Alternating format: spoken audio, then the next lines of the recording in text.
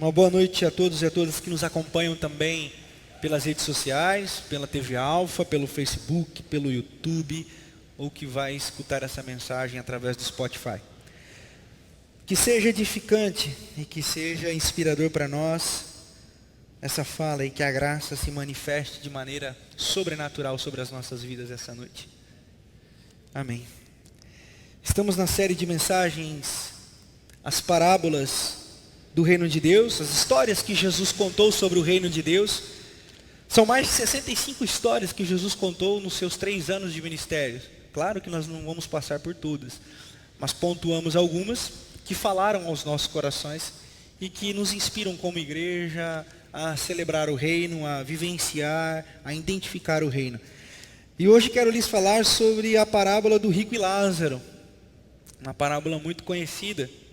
Vem na sequência que nós estávamos conversando sobre Lucas. Semana passada falamos em Mateus, mas vimos numa sequência de Lucas.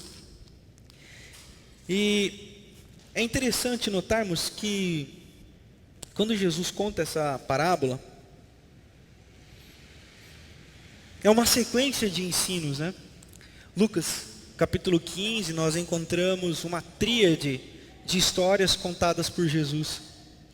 Jesus fala sobre a ovelha perdida, Jesus fala sobre a dracma perdida, e depois Jesus fala sobre o filho pródigo. Na sequência, Jesus fala sobre o administrador astuto. E nessa sequência, Jesus fala sobre o rico e Lázaro. Então nós temos o filho pródigo que desperdiça os bens do seu pai. Nós temos o administrador astuto que desperdiça os bens do seu patrão. E agora nós estamos diante do rico que desperdiça os seus próprios bens. Não é à toa que Jesus está falando sobre bens. Não é à toa que Jesus está falando sobre posses. Porque o reino de Deus tem a ver com não possuir. Se nós abrimos, como nós vamos abrir em Lucas capítulo 16, a partir do verso de número 19, nós vamos encontrar essa parábola do rico e Lázaro. É aí que ela se encontra, aos olhos do evangelista Lucas. Mas para nós entendermos por que Jesus está falando isso, é necessário voltarmos um pouquinho e lermos o versículo 14. Porque é por conta do versículo 14 que Jesus conta essa parábola. O versículo 14 diz, de Lucas capítulo 16, os fariseus que amavam o dinheiro, ouviam tudo isso e zombavam de Jesus. Tudo isso o quê? A história do administrador astuto, do filho pródigo, da dracma perdida e da parábola do filho pródigo. E ao mesmo tempo, se nós notarmos todas as parábolas de Jesus, quando ele conta, ele está ensinando para públicos não tão homogêneos. Porque ele está ensinando, e se você pegar aí o capítulo 15, perceber quem que estava para ouvir Jesus, nós vamos ver que estavam os publicanos e pecadores, vinham de toda parte para ouvir Jesus. Mas ao mesmo tempo, está lá os fariseus e saduceus. Estão lá essa galera toda, examinando Jesus. Procurando uma brecha para caçar, prender e matar Jesus. Então, ao mesmo tempo que Jesus ensina, ele dá uma raquetada nos caras. Porque ele está contando essa parábola do rico e Lázaro para os saduceus. Saduceus é uma tradição judaica que surgiu provavelmente 2 séculos antes de Jesus e durou de maneira mais forte até o 1º século depois de Jesus. Era uma galera que não acreditava na ressurreição, não acreditava na vida após a morte, era amante do dinheiro e do status social.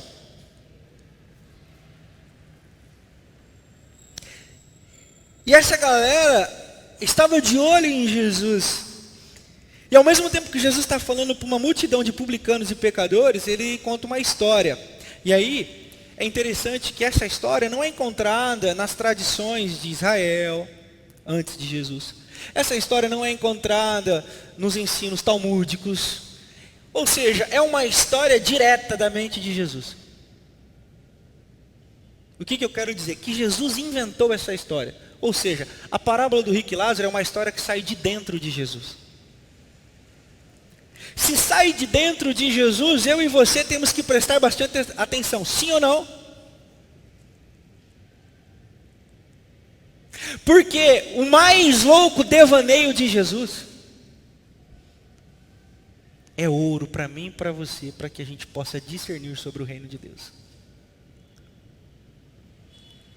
Então Jesus inventa uma história.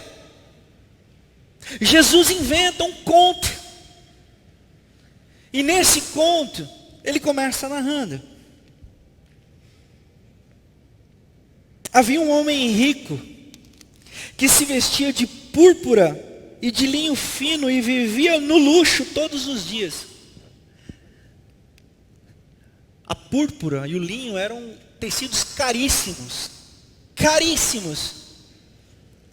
E a tradição de Israel diz que quando Jesus contou isso, ele se referia inclusive que esse cara da história de Jesus usava até roupas íntimas de linho, para mostrar que ele era rico mesmo. Era como se ele tivesse hoje uma Ferrari banhada a ouro. E ficasse saindo com a Ferrari banhada a ouro para lá e para cá, para mostrar a sua riqueza. Daí vem a expressão todos os dias, aqui da história de Jesus. Todos os dias, todos os dias, todos os dias esse homem vivia no luxo. Ou seja, zombando e se gabando da sua posse e da sua riqueza. Aí Jesus continua dizendo: diante do seu portão fora deixado um mendigo chamado Lázaro. Prestem atenção, Lázaro é o único personagem em todas as parábolas de Jesus que recebe um nome. Lázaro significa aquele que é auxiliado por Deus, aquele a quem Deus ajuda. Esse é o significado da palavra Lázaro, do nome Lázaro. Então Lázaro foi deixado no portão do homem rico, que não tem nome. Que não tem nome. Mas Lázaro tem. E qual que era a condição de Lázaro? Coberto de chagas. Este ansiava comer do que caía da mesa do rico. Você lembra da mulher Cirofenícia? Jesus diz a ela: não é lícito dar de comer aos cães. E a mulher Cirofenícia diz: mas Senhor, até os cães comem das migalhas que caem do banquete do seu dono. E Jesus diz: nunca vi tamanha fé em Israel como a dessa mulher. Pode ir que a sua filha está curada. A expressão cães na Bíblia e no contexto judaico é bem interessante, porque uma das orações, uma das 17 orações do judeu do dia era: graças te dou, Senhor, porque não sou samaritano. Graças te dou, Senhor, porque não sou mulher. E graças te dou, Senhor, porque eu não sou como os cães. Cães era um símbolo, uma fala, e os cães representavam o bicho, comportamento animalesco. Tanto que os mortos, quando eram crucificados, os mortos quando eram crucificados pelo Império Romano, eles ficavam pendurados nas cruzes, para que os cães viessem se alimentar. Só que na história de Jesus, os cães lambem as feridas de Lázaro. Parênteses. Inclusive, há algumas pesquisas que dizem que na saliva dos cachorros existe um fragmento antibiótico. Fecha parênteses, é verdade, eu não sei. Então eu vou ficar na minha, que não é minha área. Eu vou me concentrar na parte do que me compete.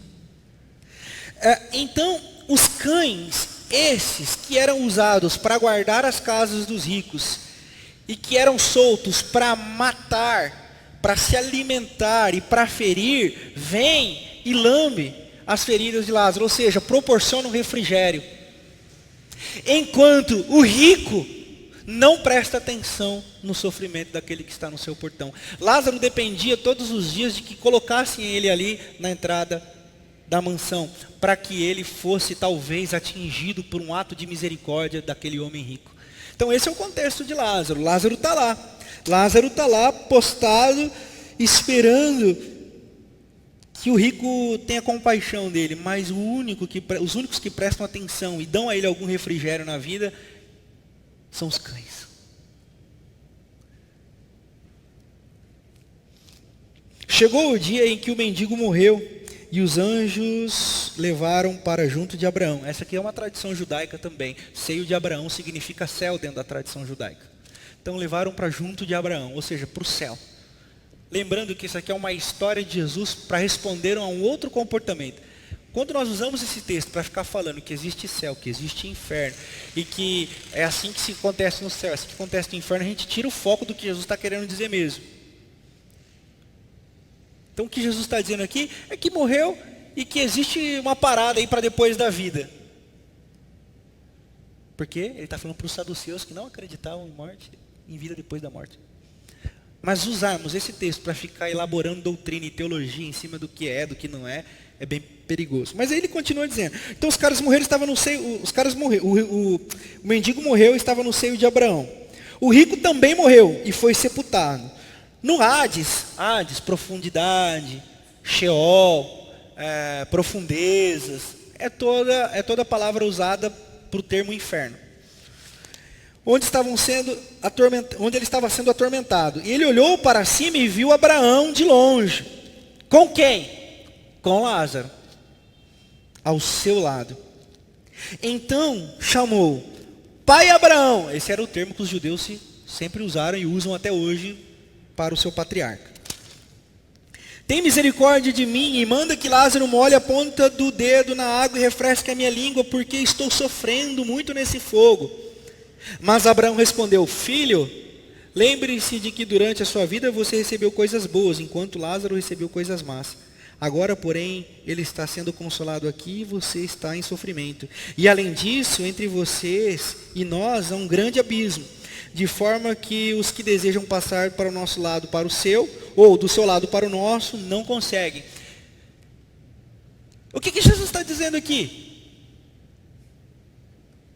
Jesus está dizendo assim, o rico,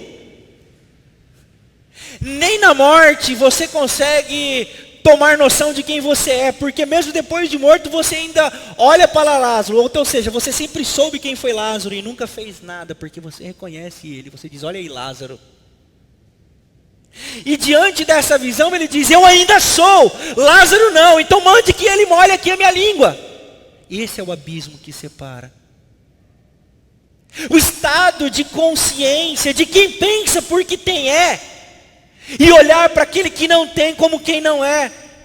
E Abraão, que ecoa aqui para nós, Deus diz assim, você não percebe o abismo de inconsciência que existe entre vocês? Porque vocês que estão aí, vocês estão achando que não merecem estar aí. Vocês sempre acharam e continuam achando que vocês são. Por quê? Porque para vocês são porque têm. E porque vocês têm, vocês se julgam melhores do que os outros. Inclusive, nesse estado que vocês se encontram, você ainda diz, pede para que Lázaro me sirva aqui.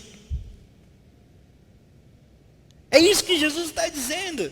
Há um abismo de consciência, há um abismo de transcendência, há um abismo na compreensão da humanidade, da espiritualidade. Por quê? Porque vocês estão perdidos. Vocês estão perdidos e não têm consciência, porque mesmo perdidos, vocês ficam achando que as pessoas têm que servir vocês, e que vocês se julgam tão bons porque vocês têm. É isso que Jesus está dizendo aqui, para aqueles saduceus que estavam ouvindo, inclusive para os fariseus. Mas como é que isso ecoa? Ou como isso encontra eco no coração do publicano? Como é que isso encontra eco no coração da prostituta? Como é que isso encontra eco no coração dos pecadores? Como que isso encontra eco? Eu já vou dizer para você. Eu preciso continuar aqui para a gente poder entender todo o contexto, para depois trazer uma aplicabilidade. Vão construindo isso aí na mente de vocês. Vão construindo essas cenas e esses cenários. Ele continua dizendo, ele respondeu, versículo 27. Então eu te suplico, pai, manda Lázaro ir à casa do meu pai, pois tenho 5 irmãos. Deixa que ele os avise, a fim de que eles não venham também para este lugar de tormento. Abraão respondeu: eles têm Moisés e os profetas, que os ouçam. Não, pai Abraão, disse ele, mas se alguém dentre os mortos for até eles, eles se arrependeriam. Abraão respondeu: se não ouvem a Moisés e os profetas, tampouco se deixarão convencer ainda que eu ressuscite alguém dentre os mortos. Esses caras não ouvem ninguém. O soberbo não ouve ninguém. O soberbo, ele tem dificuldade em ouvir. Sabe por quê? Porque ele sempre se julga autossuficiente. Você sabe o que Freud diz? Freud diz assim, que as pessoas mais difíceis de serem tratadas são as ricas e bonitas. Porque elas têm dificuldade em se acharem merecedoras de auxílio, ou dignas, ou necessitadas de auxílio.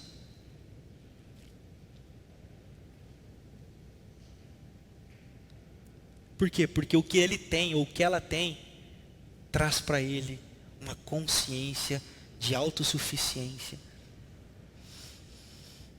Esse é o contexto que Jesus está contando essa parábola, pessoal. Nos PGs e no Talmudinho eu vou aprofundar um pouquinho mais o contexto histórico, político, social desse texto. Mas hoje eu quero colocar a luz na visão do evangelista Lucas.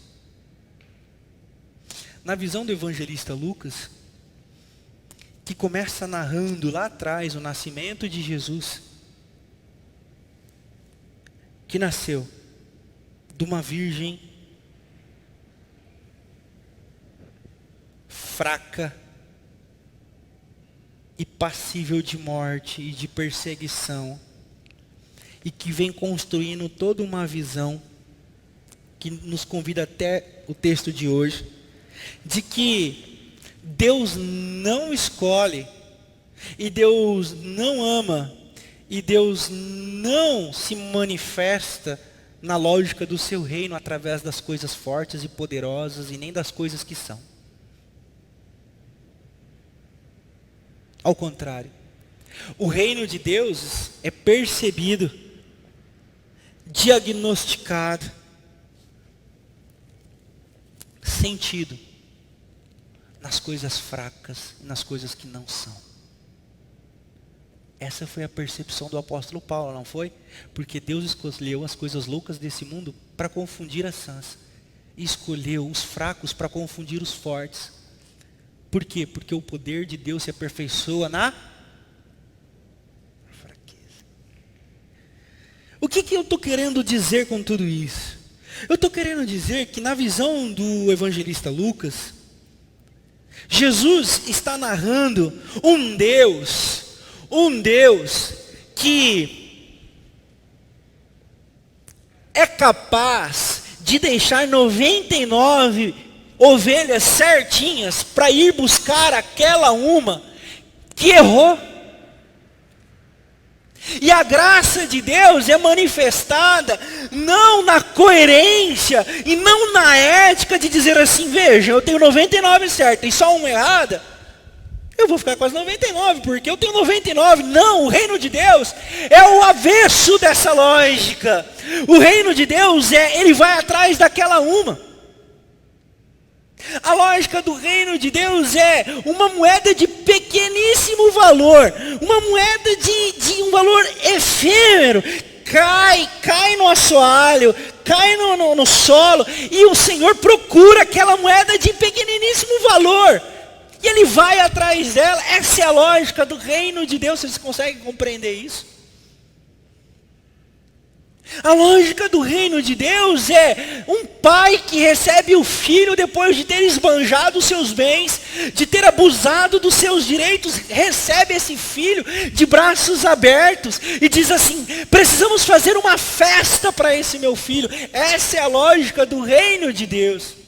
Essa é a lógica da graça manifesta, sinalizada na história de Jesus. Essa é a lógica, essa é a hermenêutica.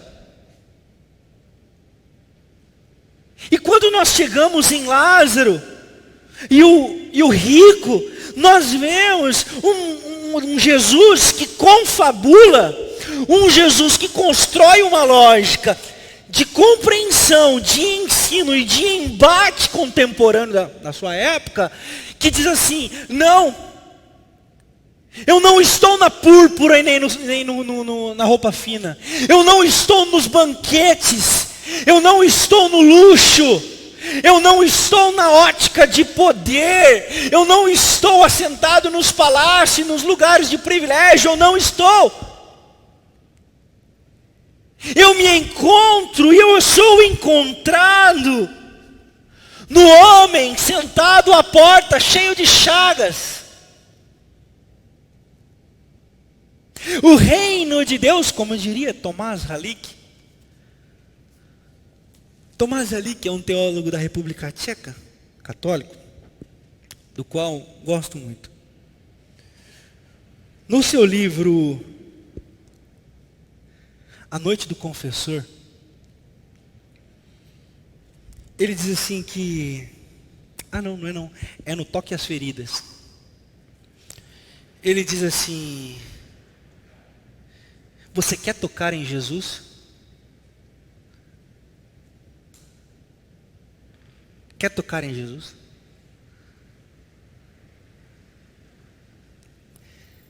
Aí todo mundo vai dizer: eu quero tocar em Jesus. Inclusive, se nós cantarmos uma música que motive você emocionalmente, se vamos tocar em Jesus, vamos tocar em Jesus, vamos ficar repetindo 4 notas. E incessantemente, toque em Jesus, toque em Jesus, toque em Jesus, toque em Jesus, toque em Jesus, toque em Jesus. Aí dizem que é daí que surgiu o pagode, né? Eu te cutuco, cara, não te cutuco, cara, eu te cutuco, eu não cutuco, eu te cutuco, eu não cutuco. Nada a ver, né? Mas tudo bem. Então,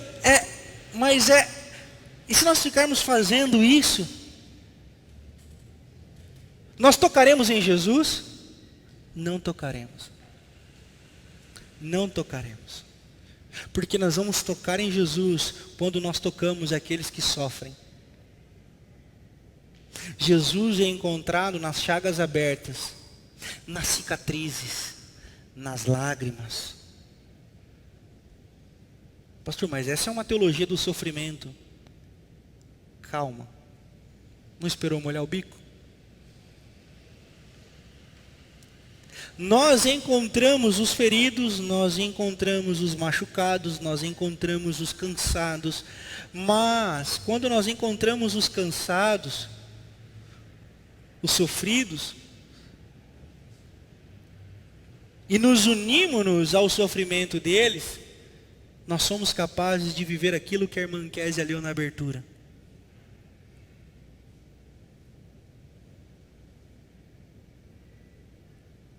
Ainda que eu ande na sombra do vale da morte, não temerei, porque tua sombra e o teu cajado estão comigo, me consolam, a tua destra me direciona.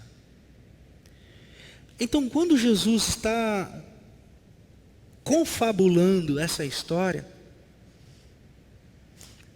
ela está alinhada com toda uma lógica de escolha, de manifestação do reino de Deus. Porque não é à toa que Jesus não entrou num cavalo branco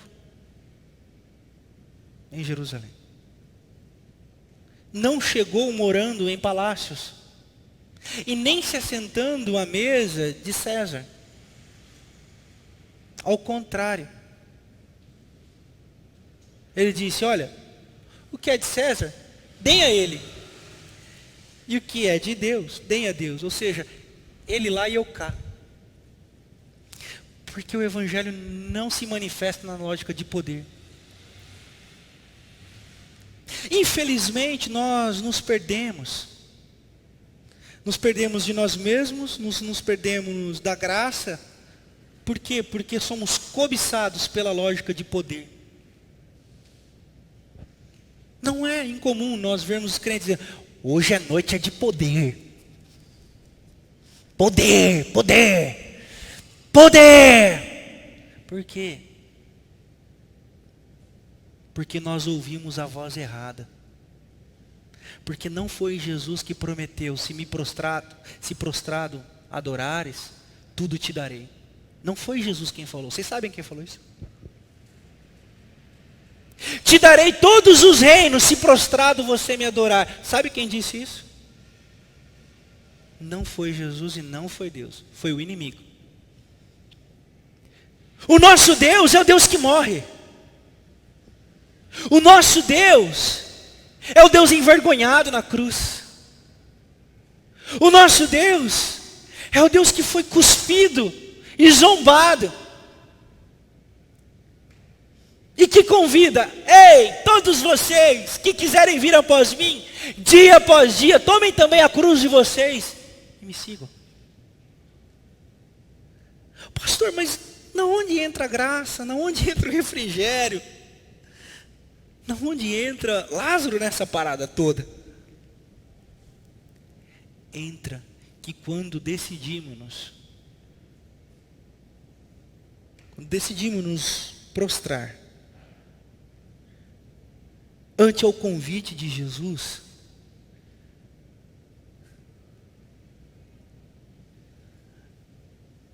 nós passamos a ter a possibilidade de reclinar a cabeça no seu seio. Nós temos onde chorar. Nós temos colo. João é conhecido como o discípulo chorão.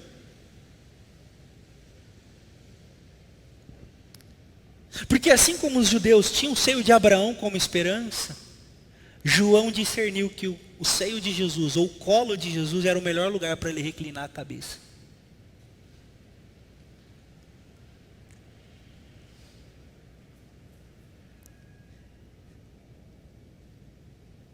Você consegue fazer a cena de João reclinado a cabeça no colo de Jesus, sendo afagado por Jesus?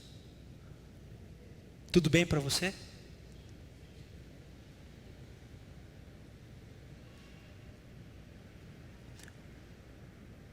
Porque no amor e na graça, nós podemos tudo. Inclusive você que é homem durão pode chorar. Você mulher, que diz para você mesmo, não, eu sou forte, porque eu sempre tive que ser guerreira. No colo de Jesus você pode chorar.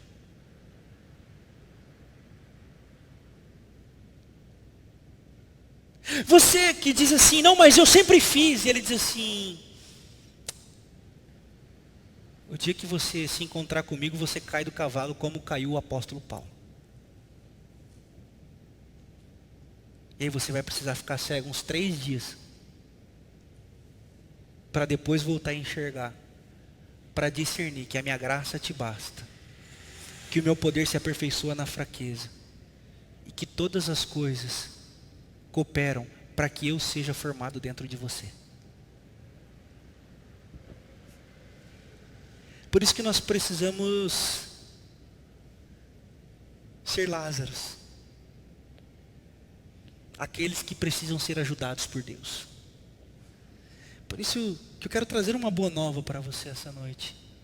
O poder de Deus se aperfeiçoa na sua fraqueza e não nos seus méritos. O poder de Deus se aperfeiçoa no que você não consegue fazer e no que você não pode dar.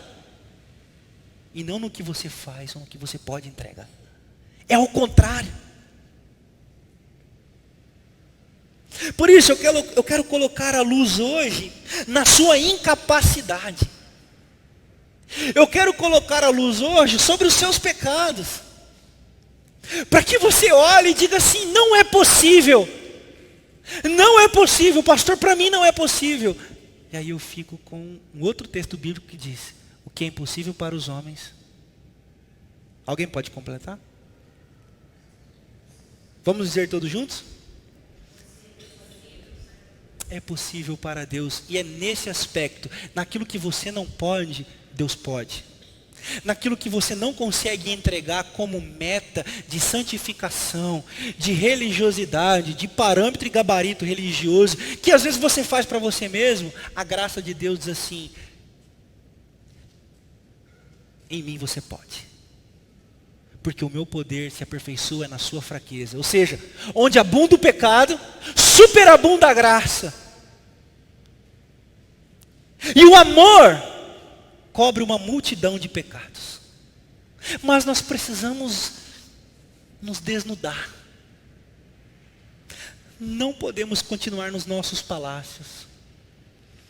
Não podemos continuar usando as nossas roupas bonitas e enfeitadas, carnavalescas às vezes, para fazer de conta que somos, para parecer que estamos bem. Hoje nós podemos chorar. Hoje nós podemos dobrar os nossos joelhos e dizer assim, ó, eu não consigo. Nós podemos dizer, eu não aguento mais. Nós podemos dizer, pelo amor de Deus, Jesus, vem, porque o bagulho tá louco. Desculpa o bagulho. Jesus, eu não aguento mais. E Ele vem para te salvar.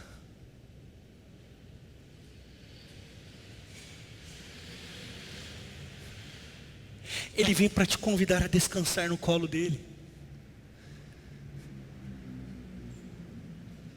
Ele vem para te colocar no seio de Abraão.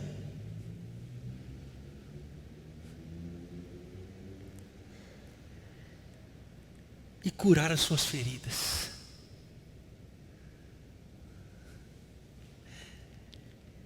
Por isso eu quero concluir. Como você está hoje? Quem sabe você tem interpretado muito tempo, daí vem a origem da palavra hipócrita. Aquele que interpreta, ou a arte de interpretar. Por que interpretar? Por que querer parecer forte? Por que trazer para você um fardo que não é seu? Ou que se for seu, você não precisa carregar sozinho.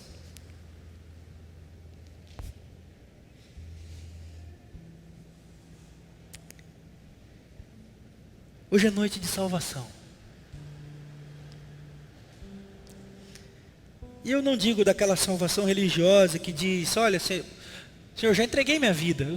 Já confessei Jesus como único Senhor e Salvador. Inclusive preenchi o cadastro lá um dia na igreja, fiz a oração confessional. Os crentes gostam dessa oração confessional, que não existe em nenhum lugar do texto sagrado, mas os crentes gostam. Hoje é noite de salvação. Porque talvez a sua alma precisava de luz. Quem sabe a sua alma precisava de um acolhimento. Mas na arte de interpretar você estava se vestindo como um rico. E ninguém é salvo quando se veste como um rico. Porque a misericórdia de Deus alcança aqueles que estão cobertos de chagas e que têm coragem de expor as suas feridas. É noite de confissão. É noite de arrependimento, irmãos. E se nós confessamos os nossos pecados, Ele é fiel, justo e bom para nos perdoar e nos salvar de nós mesmos.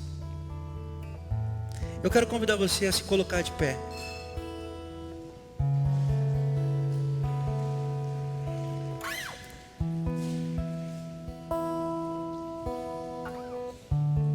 E deixar essa canção falar com você. Que ela encontre eco dentro do seu coração. Ele vem para te salvar. Onde você estiver e como você estiver. Ele vem para te salvar. Cantemos.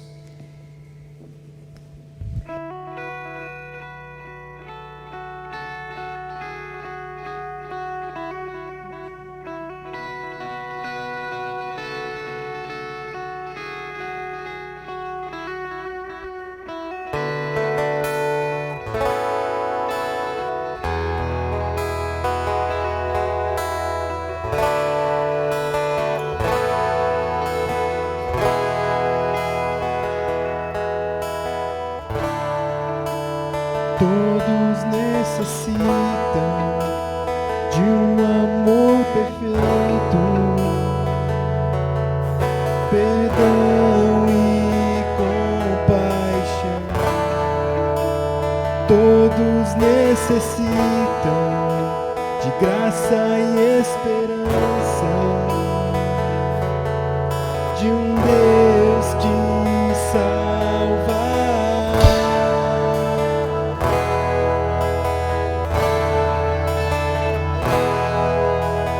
Cristo move as montanhas e tem poder para salvar, tem poder para salvar, para sempre, autor da salvação.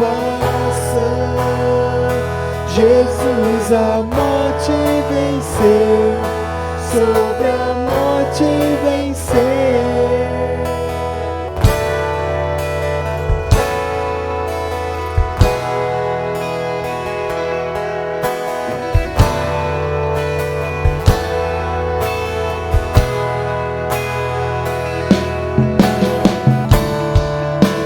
Aceitas com os meus medos, falhas e temores. Enche o meu viver, a minha vida entrego pra seguir teus passos. A ti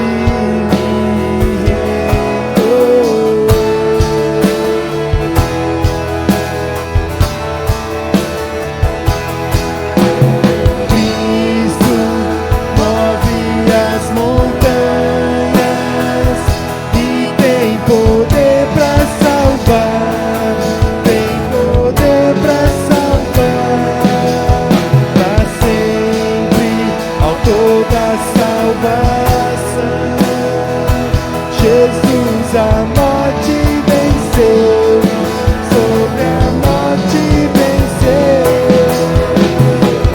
Possa o mundo ver brilhar a luz, cantamos para a glória do Senhor Jesus.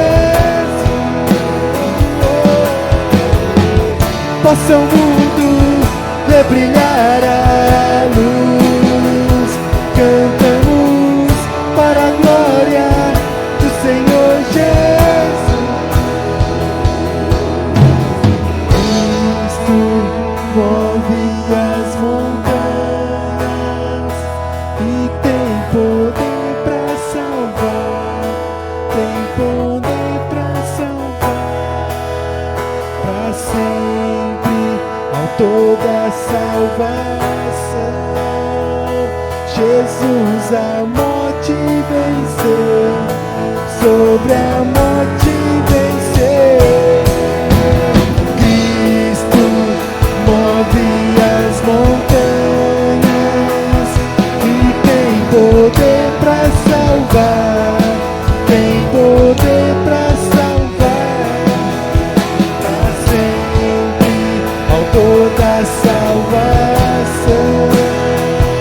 Jesus a morte venceu, sobre a morte venceu.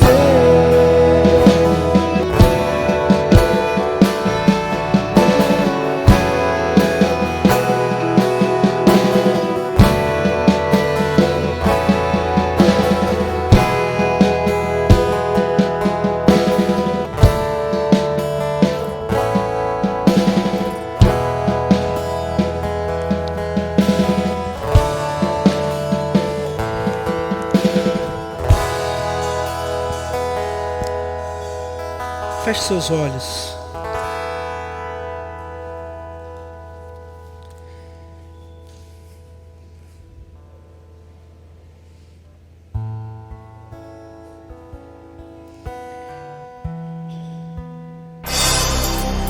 No vazio, na angústia,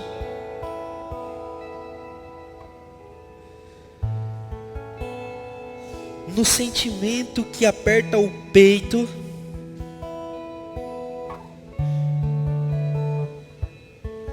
na busca desesperada por sentido não encontrado,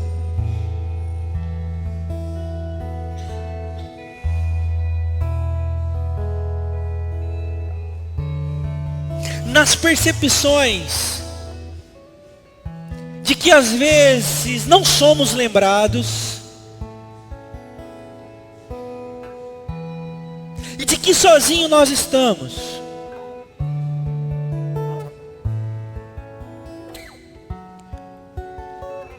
Talvez seja aí a minha, a sua, a nossa conversão. De olharmos para o alto e dizer, não tem mais saída. E a única solução é olhar para o alto, porque é de lá que vem o nosso socorro, como diz o Salmo 121.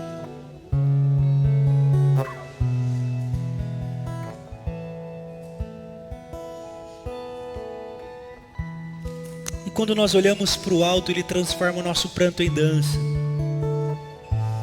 o nosso choro em riso, com a certeza de que o Paráclitos, o Espírito Consolador, aquele que anda ao lado, está conosco.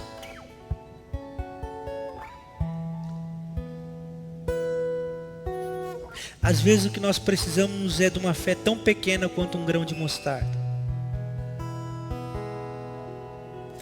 Colocamos as nossas expectativas numa fé grande e absurda, inabalável. Mas o Senhor está reduzindo a nossa fé ao tamanho de um grão de mostarda. Porque o poder de Deus se aperfeiçoa na nossa fraqueza. Nas coisas que não são, é que Ele se manifesta.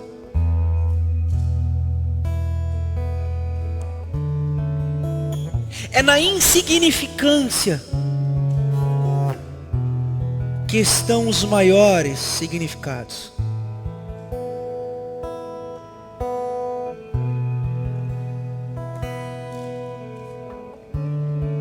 É quando não somos que passamos a ser. Porque quando não somos, reconhecemos que Ele é. Por isso eu quero orar por todos e todas, angustiados e angustiadas, cansados e cansadas,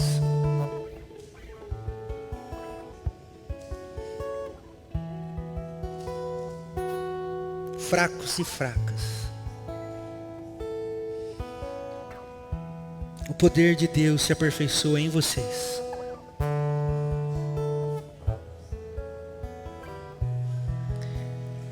O poder de Deus é em vocês. Porque Ele é encontrado nos pequenos, fracos e oprimidos. Quebra o nosso coração, Senhor. Quebra nosso coração de pedra, soberbo, altivo, autossuficiente. E dá-nos um coração de carne, disposto a sentir. E como é bom saber, Senhor, que Tu não apagas o pavio que fumega.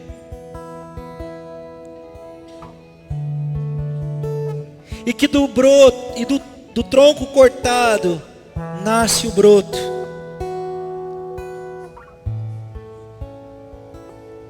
Que a esperança de um novo começo nos coloque, Senhor, diante da nossa realidade.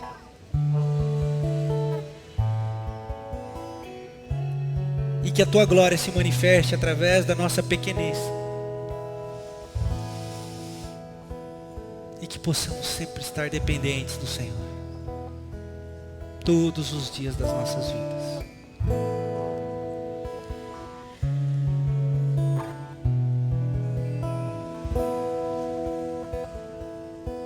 Que assim seja, Senhor.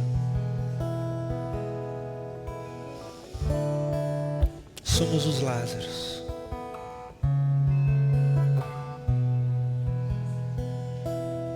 Somos os Lázaros. Obrigado, Senhor. No nome de Jesus, nós oramos agradecidos. Amém.